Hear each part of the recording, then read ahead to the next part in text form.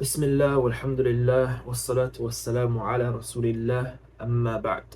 Assalamu alaikum wa rahmatullah, and welcome back to the Al-Arabiyyatu Bayna Yadayk classes. I do apologize for the delay. Obviously, as you can tell, I'm back in Saudi Arabia. I don't have a nice backdrop at the moment.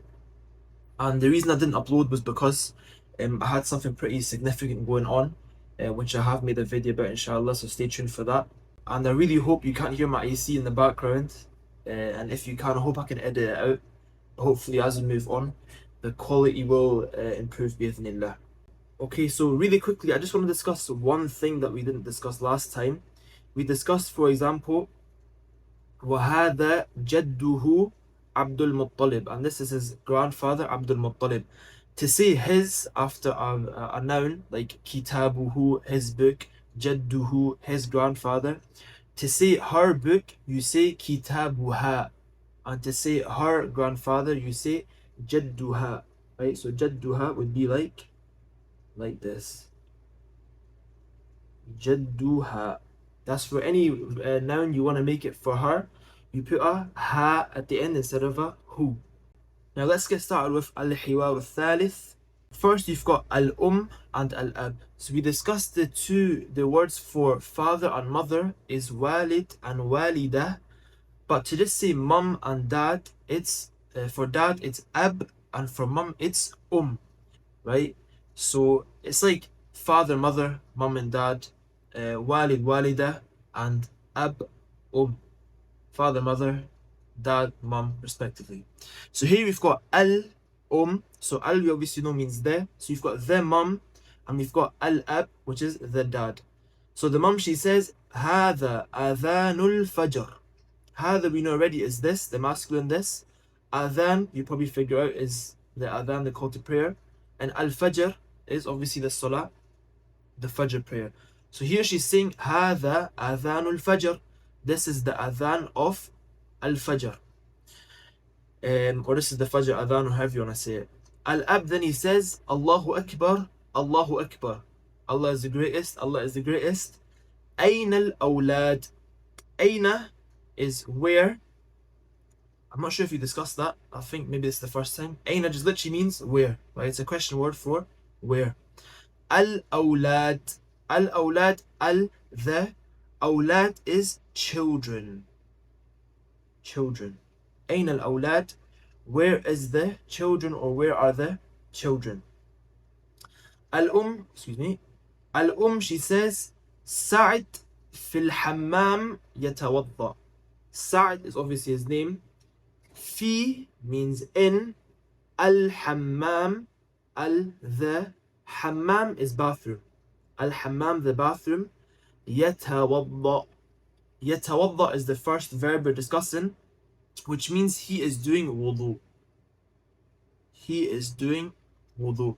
And this is the first time we're coming across verbs. So verbs is a very big subject in the Arabic language, but it's not difficult. It's just a lot of information. But what I'm going to do to make it as easy as possible, we're only going to discuss the verbs that are relevant to the class right now or the upcoming classes. All the different forms, we're going to discuss them as they come, rather than me giving you all the info and you get confused.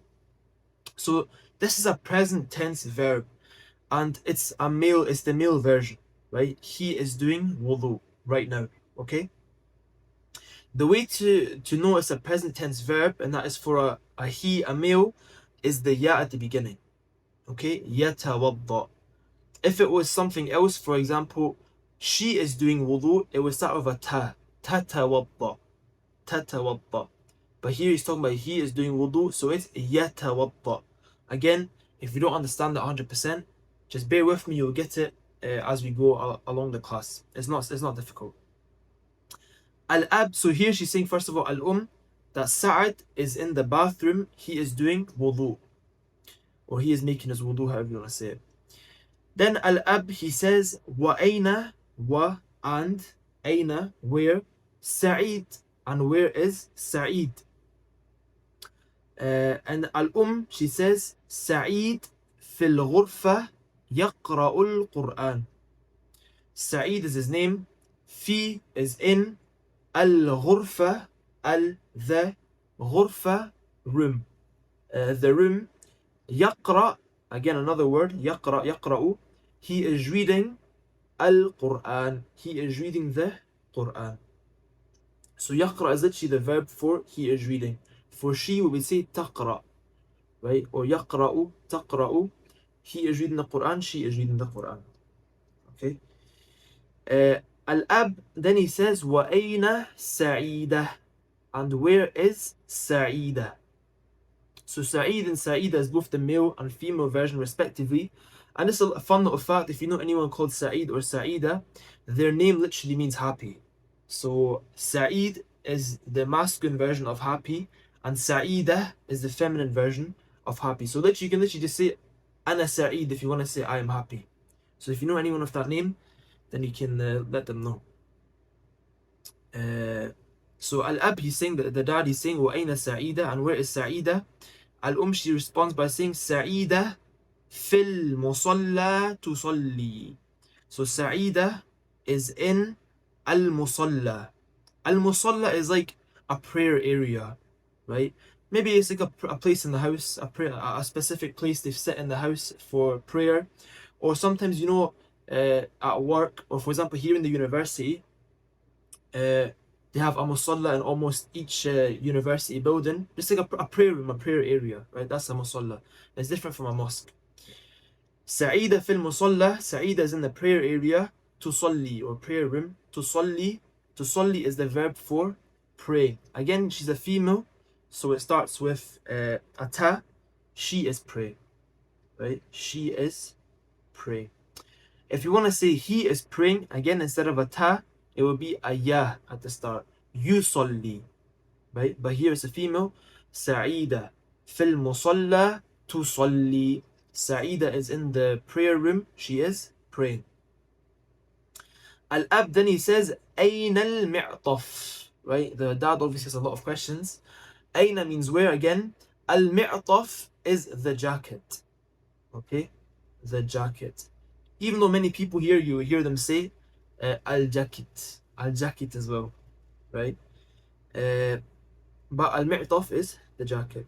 Sa'id, he then replies, he says, هذا هو المعطف يا والدي. Right? So هذا means this, huwa means he or it, and al-mi'taf is the jacket. So هذا هو المعطف يا والدي literally means here is the jacket, or this is the jacket, father. Al-Ab, he then says, وَأَيْنَ النَّظَّارَ. وَأَيْنَ, and where? النَّظَّارَ, the glasses, right? النَّظَّارَ means the glasses. And where is the glasses, or where are the glasses? Sa'idi then says, هذه هي النظارة يا والدي. Same concept as the jacket, but this time he's using هذه instead of هذا, and here instead of huwa, because نظارة is feminine instead of masculine. So this is the feminine this is the feminine she or it, and obviously the feminine word after it. So هذه هي النظارة, here is the glasses, or this is the glasses, ya walidi, or dad or father. Or we would just translate it as here is the glasses, father. But technically, literally, he's saying, oh my father. Al-Ab, then he says, Hayya bina ila al-masjid. Hayya bina, it means let's go. Ila, it means to. And al-masjid, as you know, the masjid, the mosque. Hayya bina ila al-masjid, let's go to the masjid. And Sa'id and Sa'id, they both reply, Hayya bina, let's go. So Hayya bina, again, is a very sort of fusha, modern standard Arabic word that's not really used in daily speech. And just to make a little bit of a point about, obviously people know in Arabic there's different dialects and things like that, many different dialects, and a lot of them have big differences. But here we're studying modern standard Arabic, also known as fusha. The reason we're learning this is because this is more for people that are learning Arabic for Islamic purposes, more to understand the Quran and the Sunnah and books of fiqh and things like that. Not to say that if someone wants to learn the dialect, this is a waste of time. It's still good to have a strong foundation in modern standard Arabic and Fusha. However, if you're so purpose, you don't care about understanding the Quran, or you don't want to branch, you don't really care about the Arabic language that much to know the foundation. Maybe you only want to learn literally specifically just to speak to Egyptians, or maybe you have a family that speaks, I don't know, you have a family that speaks the Egyptian dialect or whatever sort of dialect. If that's literally your only focus, then I would say for you, there's not really much benefit in you studying MSA and or Fusha, same thing. For you, I would say literally just study that specific dialect. But again, this channel is mainly an Islamic channel. So for that reason, we're learning that which is going to benefit people in terms of their deen. But even if you want to learn the Quran and Sunnah and things like that, and on top of that you want to learn a dialect, as I said, you can still use what we're learning here and branch off from that to learn a dialect. It'll be a lot easier for you to learn a dialect because you already have a good foundation. Because everyone understands MSA/Fusha because it's used in official documents, on the news, during the khutbah, things like that. But people don't tend to speak it. So if there's a foreigner that speaks with them in modern standard Arabic, they'll understand and they'll respond accordingly. But I'm just saying, again, if someone literally only cares about speaking a certain dialect, then probably something else is more useful to them. So now we've got, again, the vocabulary, al-mufradat. You've got, I'm going to say it and I'm going to translate it. When I say it in Arabic, it's a good idea for you to repeat it. It's a good idea for you to repeat everything that I say in Arabic. But here we go. Masjid is masjid, mosque. Musalla, prayer room. Al-Quran, the Quran. Hayya bina, let's go. Nadhara, glasses. Mi'taf, jacket. Ghurfa, room. Hammam, bathroom. Yatawadda, he is doing wudu. Yaqra, he is reading. Yusalli, he is praying. Again, the feminine version will be tatawadda, she is doing wudu. Taqra, she is reading. Tusalli, she is praying. Mum. Ab, dad. Ibn, son. Adhan, call to prayer. Al-Fajr, Fajr. Awlad, children. Again, lots of exercises. Inshallah, you can stay tuned if you're going to launch a course or you're going to go through the whole book and extra stuff as well. At Majid Arabic on TikTok and Instagram. And also, if you want a complete step-by-step guide that I made, a free PDF of how I learned the Arabic language from scratch, even before I came to Saudi Arabia, you can find that on the link. Now we already learned from 1 to 5 is واحد, اثنان, ثلاثة, أربعة, خمسة. Now from 6 to 10 is ستة is 6, سبعة is 7, ثمانية is 8, تسعة is 9, and عشرة is 10. And again, that's what each looks like. ستة, سبعة, ثمانية, تسعة, عشرة. Just a fun little fact, you know the numerals that we have, the 1 is written like that, 2 is written like this, 3 is written like that. I don't know if you actually know, but that's called Arabic numerals, right? Just a little fun fact for you guys. And at the end of this chapter, you notice that we've got actually an exam. So another reason that this book is really good.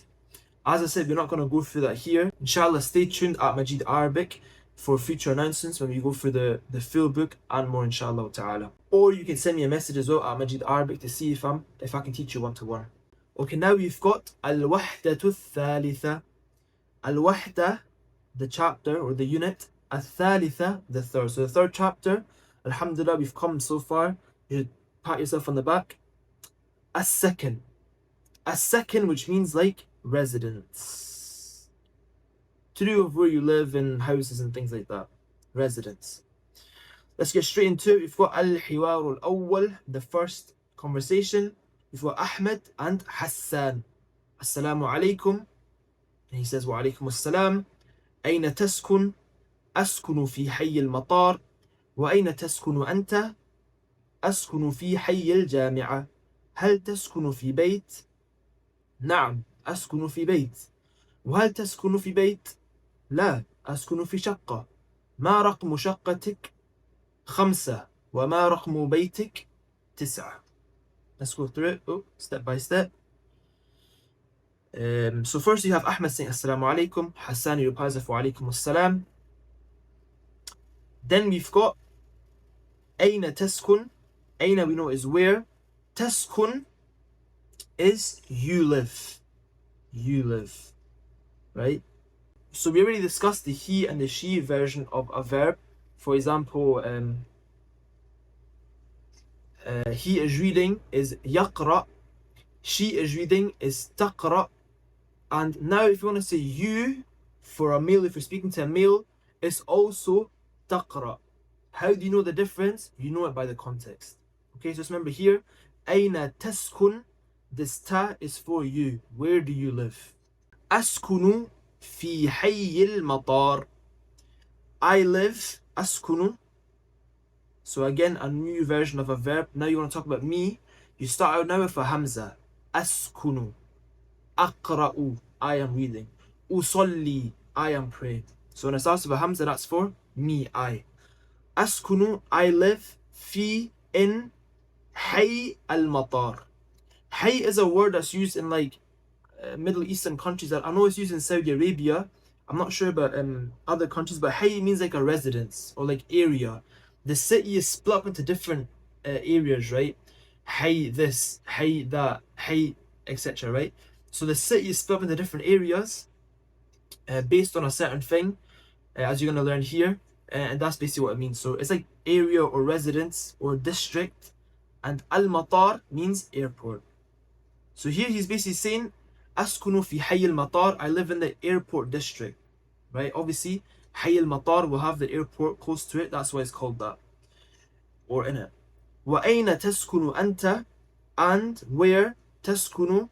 Do you live or you live? أنت, again you. And where do you live, basically saying as a question, right? Ahmed, he says, أسكن في حي الجامعة. I live in حي, again district or area. Al-Jami'a means university. So here he's living in, I live in the university district. Obviously named that because the university is in it. Then Hassan, he says, هل تسكن في بيت. هل, again I said, is used to make a yes or no question. تسكن, you live. في, in, بيت. Beit means house. He's saying here, do you live in a house? Right? Then Ahmed, he says, نعم, yes. أسكن, I live. في بيت, I live in a house. وهل تسكن في بيت? And do you live in a house? Hassan, he says, لا. لا, again meaning no. أسكن في شقة. I live in a, شقة means flat or apartment. Then Ahmed, he says, ما رقم شقتك. ما here means what, like in ما اسمك or ما اسمك, what is your name.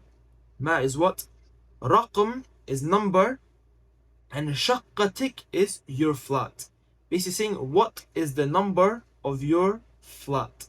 Hassani then says, can you figure out what number this is? This is خمسة, 5. وما رقم بيتك. And what is the number of your house? Again, this ka at the end is your. كتابك, your book. بيتك, your house. وما رقم بيتك. And what is the number of your house? Ahmadi says, تسعة, which is obviously, as you can tell, 9. So we're going to leave it here, bi'idhnillah. As I said, from now on, inshallah, the classes are going to be more consistent.